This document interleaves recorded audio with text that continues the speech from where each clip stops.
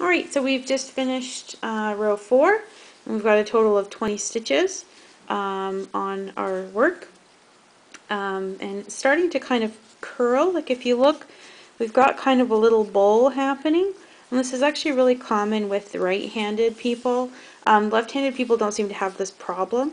But when you're right-handed, usually your work will start to curl in the wrong direction when you start doing your increases.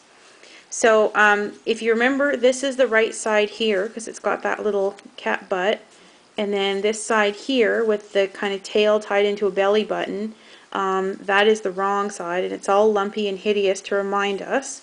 And then the inside here is all coiled and pretty with all the nice little V's, and yet it seems to want to curl in the wrong way. So we just have to be conscious of that, and while we work, make sure that we turn and flip so that the bowl kind of faces in the right direction.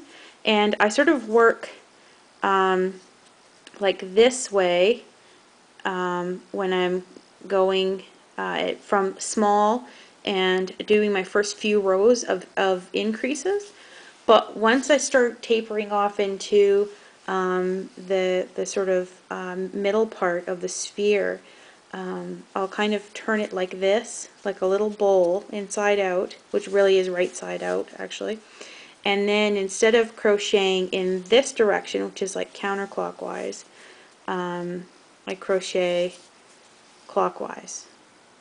That's just the way I do it. It's not necessarily perfect or correct or whatever, so just try to figure out what's right for you.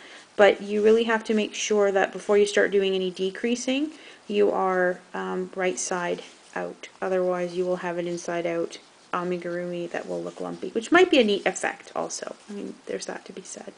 So before we start our next stitch, row of stitches, we're going to move our stitch marker to mark the last stitch of this row that we just did.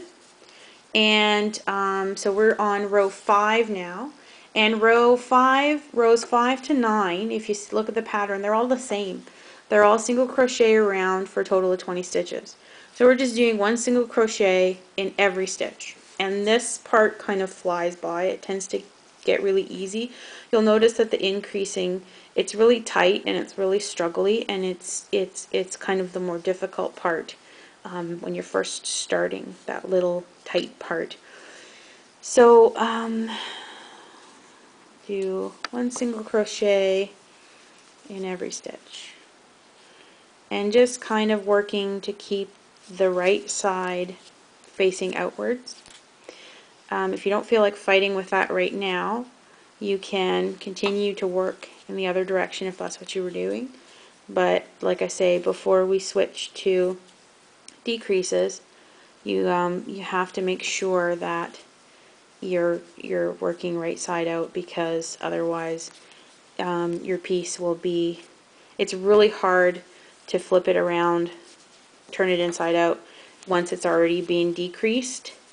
It gets really uncooperative at that point. So we're just doing single crochets all around. We're going to do 4 rows of 20.